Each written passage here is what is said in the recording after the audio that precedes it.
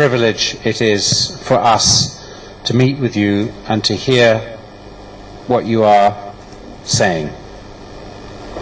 بدنا مدحين كوين حبناها لولا قولها وزير برلمانك ودياشة بغنك دلنيرة هوينك ganacsatada iyo dhammaan bulshada qaybaha kala duwan ee halkan joogta waxaan sharafiya inaad halkan imaado maanta aad ugu soo dhaweeyaan oo booqashada ku imaado oo aad baan waxaan rabaa inaan ilaahdo aad sharaf bay ii tahay inaan idinka dhageysto oo idin la kulmo maanta oo ii waris. I just want to also say that for me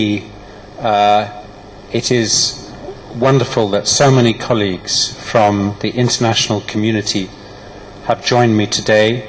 Very briefly, on my right is the special representative of the chair of the African Commission, Francesco Caetano Jose Madeira. On his right is the representative of the European Union, Michele Cervone d'Urso. On his right is the representative of Italy, Fabrizio Marcelli. On his right is the chargé of the Ethiopian mission, Jamaluddin Mustafa. On his right is the ambassador of Sweden, Mikael Lindvall. And on his right is the representative of IGAD, Mohammed Mursal. I'm not sure you need to explain all the names, but just get the gist of it. Yeah.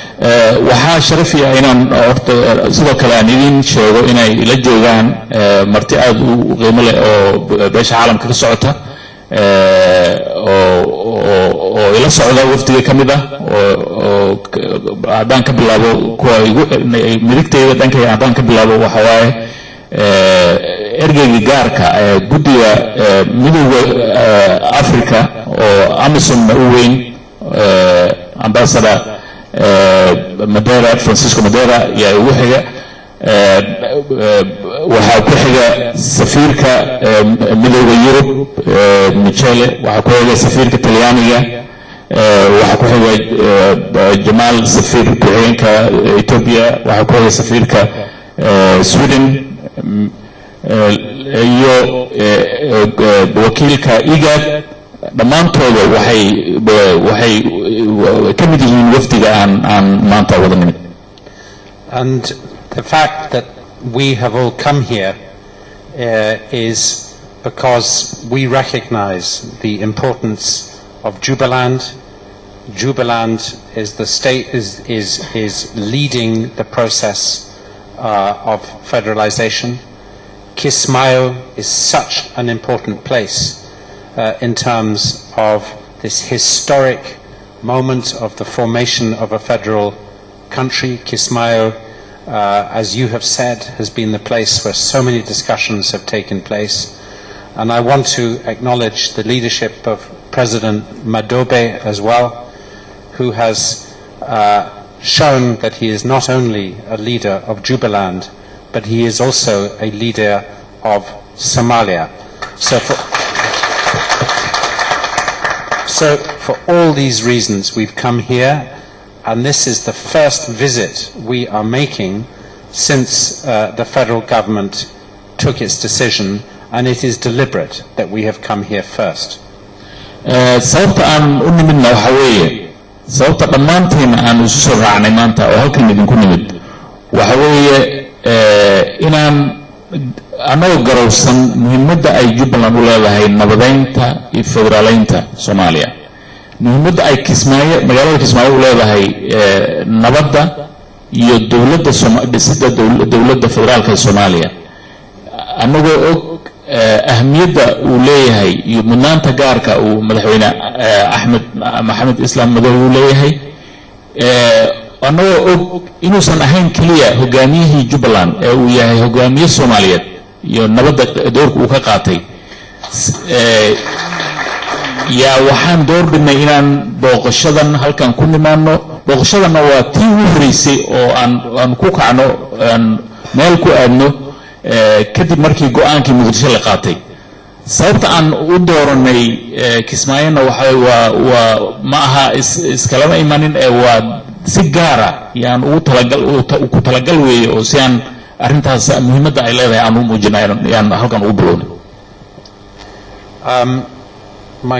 The colleague from the federal government of Somalia, Permanent Secretary Abdusalam Jama Salwe, has explained that we were hoping to come with the Prime Minister. Unfortunately, he cannot be with us today. But he has also explained very clearly that the process over the last weeks and months has been a Somali process.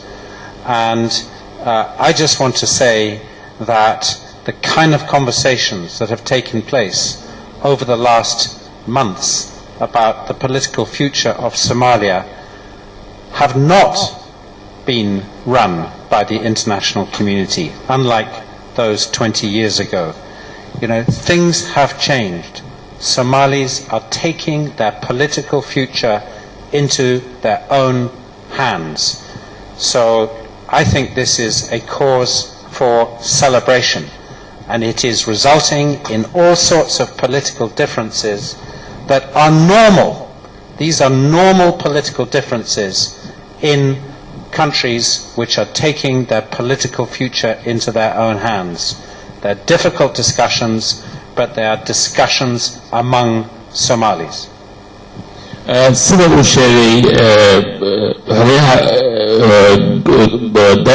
joogtada ee xafiiska ra'iisul wasaaraha Cabdisalaan Salwe waxaa qorshuhu ahaa in uu ra'iisul wasaare Cumar Cabdirashiid uu isna yimaado laakiin nasiib darro waddanka ma joogo laakiin fariintiisa waa isaga sheegay oo wuxuu markasta sheegaa oo uu ku celiyaa in wadatashiga siyaasadeed ee Soomaaliya hadda ka jira inuu yahay mid ay Soomaali leedahay Soomaali ay hagayso anigana waxaan rabaa inaan si aad ugu nuxuusado oon halkan ka qiro in dhowrkii bilood ee la soo dhaafay wadatashiga siyaasadeed iyo wada hadalka siyaasadeed ee Soomaaliya ka jira waa inuu yahay mid ay madaxda Soomaaliyeed ay gooni u tahay oo la soo faragelin dibadda dadka beesha caalamka aan soo faragelin arrintaasi ma ahaan jirin 20 sano la soo dhaafay sida ma ahaan jirin waa arrin cusub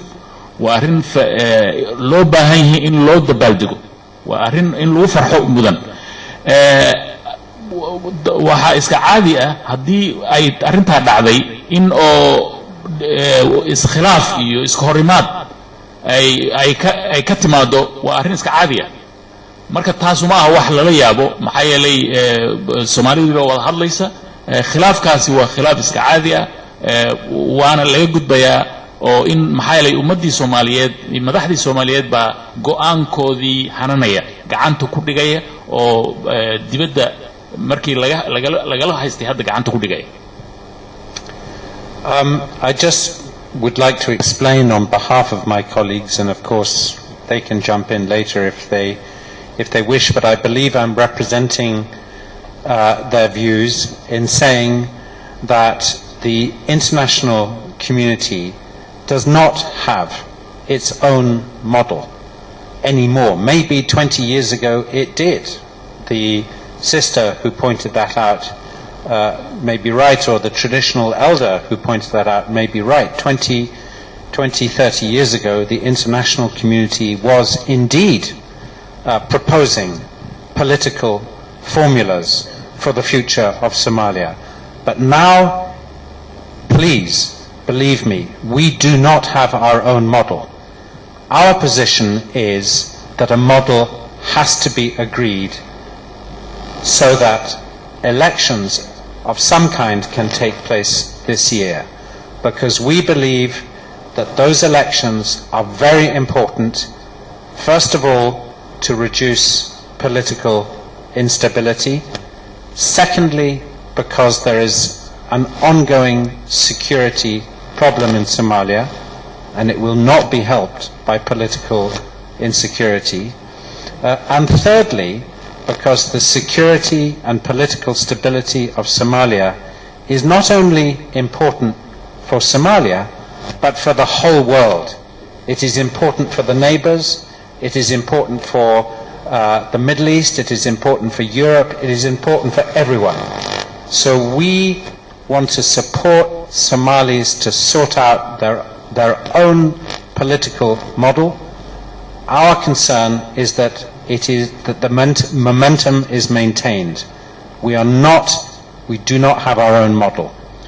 waxaan rabaa inaan caddeeyo oo anagu ku hadlaya magaca saaxiibadeyda ila socda iyagana hadday doonaan way magacoodan ku hadlaya laakiin hadday doonaan waxbay ku dari karaan waxaan rabaa inaan caddeeyo in beesha caalamka ayna wadanin hanaan iyada u gaara mid doorasho iyo mid siyaasadeed midna oo iyada u gaara inay wadato ayna jirin baan caddeynaya arrintaasi waxaa laga yaabaa in beesha caalamku inay wax Soomaalida u go'aaminaysa inay jirtay sida gabadha hadeer ay sheegtay xilbaanada ama oday dhaqameedka uu sheegay 20 sano ka hor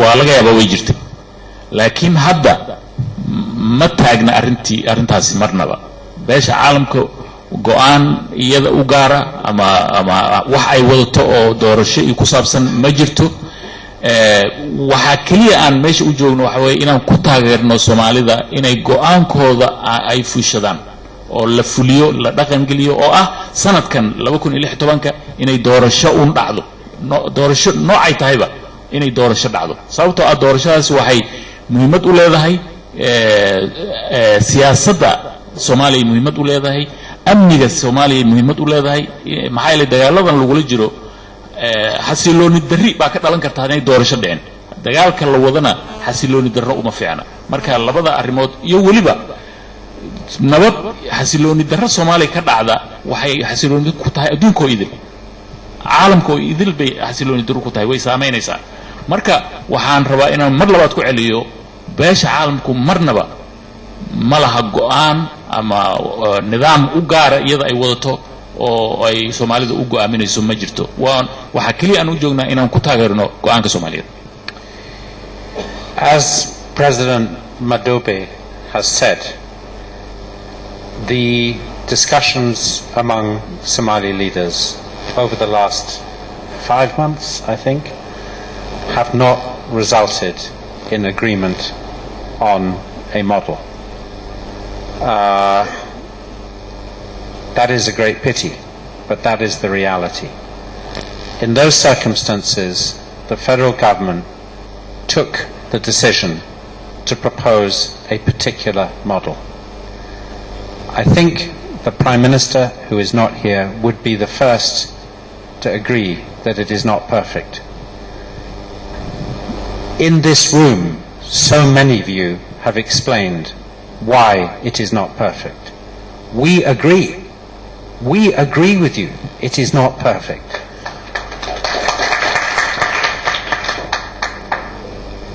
We agree that Somalis have said to themselves they want a bigger political future, one that goes beyond just clans, one that results in politicians being accountable to the people in their neighborhoods, in their towns, in their districts. This is what the vision of a future Somalia is. This would allow Somalia to be an equal member of the community of democracies in the world, in which politicians are answerable, they can be hired and they can be fired on the basis of whether they are delivering services, whether they're helping business, whether they're helping growth. That's what we all want to get to. But we are not there yet. My point would be that Somalia, over the last 5 years, has started an amazing journey. Please do not forget, I don't need to tell you, you know much better than me where Somalia was 20 years ago, where it was even 10 years ago. The kind of conversation we're having today was not possible 5-10 years ago. It's remarkable that we're having this conversation, and it's a sign of real political progress and health. sida uu sheegay madaxweyne Axmed nasiib daro kulankii shirkii wada tashiga madaxda Soomaaliyeed halkan lagu qabtay guul kuma soo gabagaboobin fashalaad buu ku dhamaaday arrintaas waa arrin nasiib daro ah laakiin waa arrin dhab ah waaqic saas weeye shirkii saasuu ku dhamaaday ma waxa oo la inkiri kara maaha marka taa waxaa ka dambaysay in waxay keentay in dowladda federaalka ay go'aan qaadato ay soo jeediso in nidaam doorasho ay dadka u soo bandhigto taasaa keentay fashilkii halkan baa keentay markay dowladdu soo go'aanka ay dowladdu soo bandhigtay waxaad sheegteen idinka dhammaantiina dadkii hadlay waxaad sheegteen go'aankaasi inuusan ahayn mid dhammaystiran mid oo sidii la doonayay oo wixii ay dadku doonayeen ahaa inuusan ahayn baad sheegtay aad baan idinku waafaqsanahay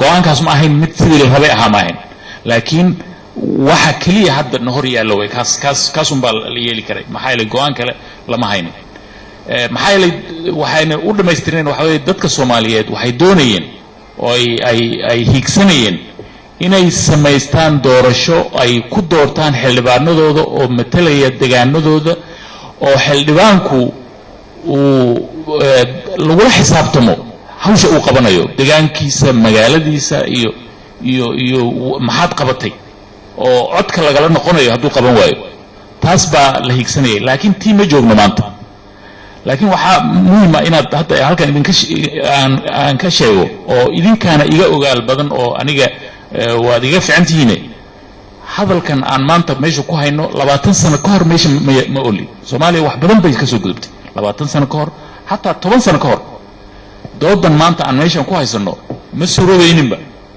marka horumar baa laga gaaray dhanka fiican baa loo socdaa taas idinkaaba iga ogaal badan marka taasaan kale We are where we are, and I would like to acknowledge the maturity of the parliamentarians, of traditional elders, of business community, of everybody represented in this room, in saying you don't like it, but you will live with it, this model, as long as we continue to move forward to a different political model by 2020. And I think the question you are asking is, what is the guarantee this time that we really will move to a different political model? Or will we be in the same place again in 2020? maadaama halkan aan joogno marka oo arrintu ay sidaa tahay waxaad si fiican baad u sheegteen aad baan u fahmay inaadan jeclayn wixii dhacay laakiin aad tiraadeen waan qaadanaynaa maadaama la isku afkartay madaxda ay ogolaatay waan qaadanaynaa laakiin waxaan fahmayaa inaad doonaysaan in laydin ballan qaado oo damaanad laydin siiyo wixii looga gudbi lahaa mar kale sanadka 2016 waaba la joogaa sanadka ku xiga oo 2020 in laga gudbayo in laydin damaanad qaado inaad doonaysaan baan u fahmay waxaan u fahmay inaad doonaysaan inaan sidan la ahaanin waxaan u fahmay inaad doonaysaan in tan tu ka wanaagsan loo gudbi doono inaad doonaysaan baan u fahmay marka taasna waa taasan kale tan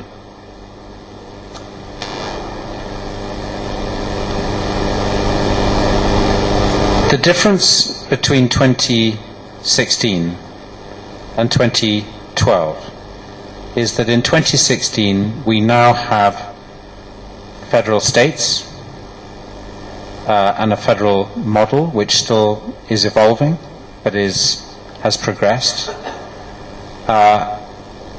Even though it is imperfect, the model that has been decided by the federal government does represent progress away from 2012.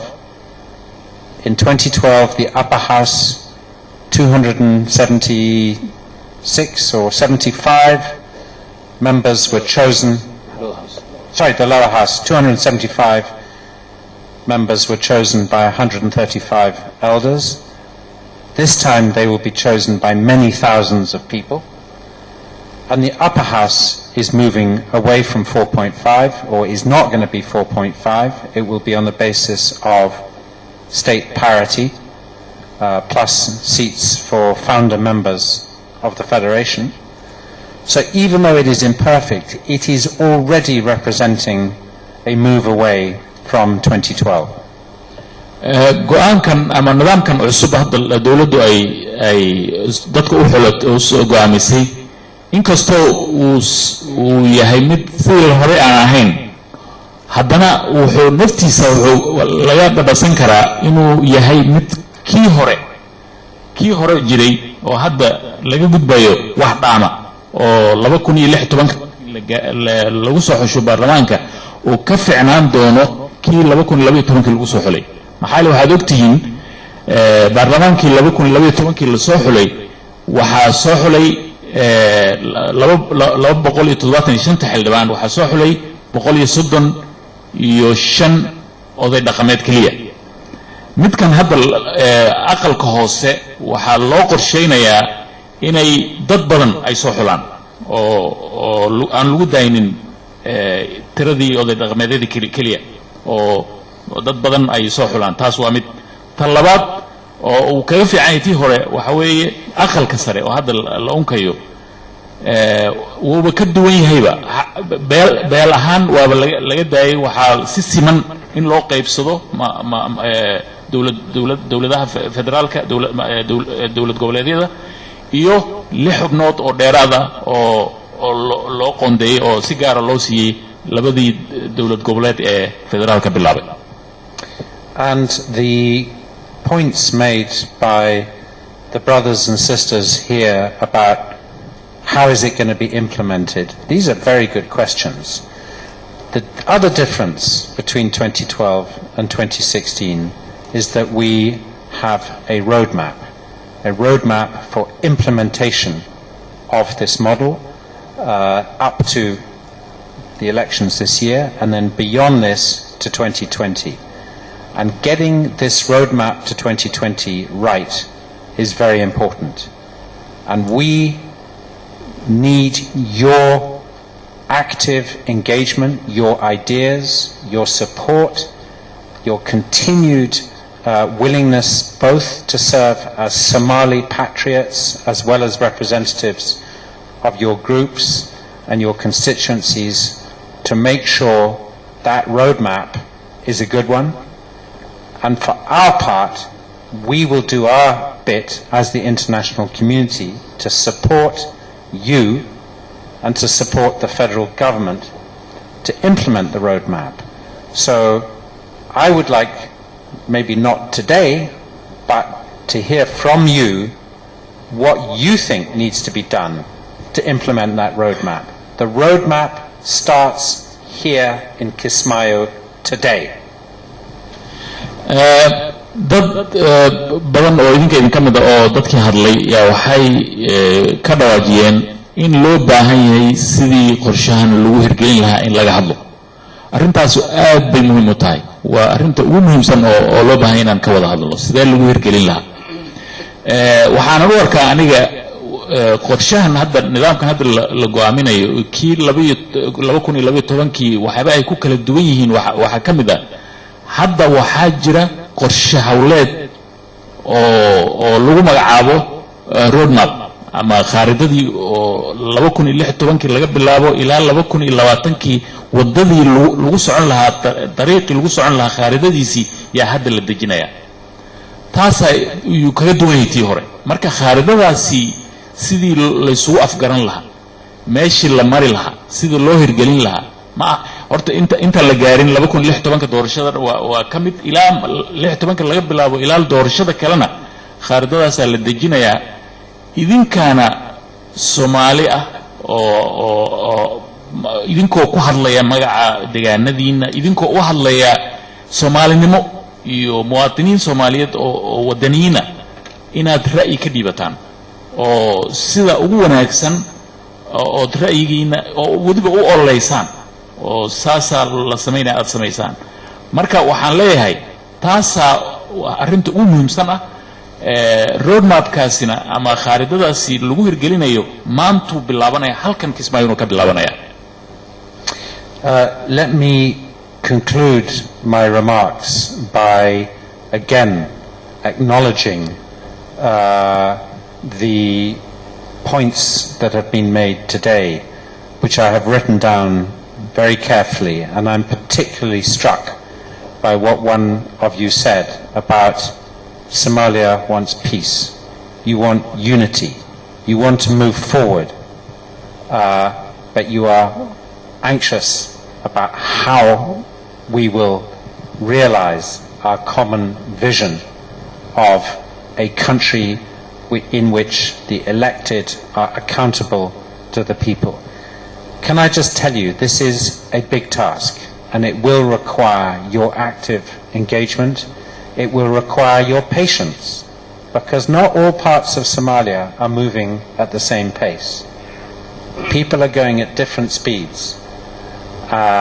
So you are in good hands under the leadership of President Midoobay, who I think has been very wise in the way he has approached this decision, which he has made clear he does not like, but in the interests of peace and security and progress, I believe he is saying we have to implement it. And I have to say that even though a lot of you, like people all over the world, by the way, think that the federal government or the people in the capital don't know what they're doing and they're doing things that are against our interests. We have this in Britain. We have it in America. We have it in Australia. We have it everywhere in the world. People think that the central government is doing things, that are against their interests. I have to salute the decision of the federal government to take a decision, because we believe as the international community that without a decision, no matter how imperfect, the possibility of insecurity, which would be bad for business, but also bad for the future of the country, that would be worse. So thank you very much. I think I speak on behalf of all my colleagues in saying we salute you, and we are very grateful for this opportunity to listen to what you have said. waxaan ku soo gunaanada hadalkaygii dhowr qof oo idinka ka mid ah waxay yiraahdeen anagu nabad baan doonaynaa, anagu Soomaaliyeed baan doonaynaa, anagu midnimo baan doonaynaa, laakiin hor u socod baan doonaynaa. Hadalkaasi waa hadalka ugu fiican oo aan meesha ka qaadanayo maanta hadalka. Waana waxaan leeyahay waa hadal culus weey, waa waajib culus sidii arintaasi loo dhaqan gelin lahaa. Waxay u baahan tahay inaan dhamaantiina u wada guntantaan, inaad ku taageertaan, gacan fiican baad ku jirtaan, dawlad fiican baad haystaan, madax fiican baad haystaan. madaxdaasoo sidoo madaxweynuhu uu sheegay go'aankan la qaatay ma jeceli, laakiin danta iyo maslaxada dalka daraadtiisa yaan u qaadanayaa. waxay mas'uuliyadda ugu weyn way halkan waxaan ka qaadanayaa waxa way taas ugu muhiimsan oo anagu ku hadlay magaca saaxiibadeed.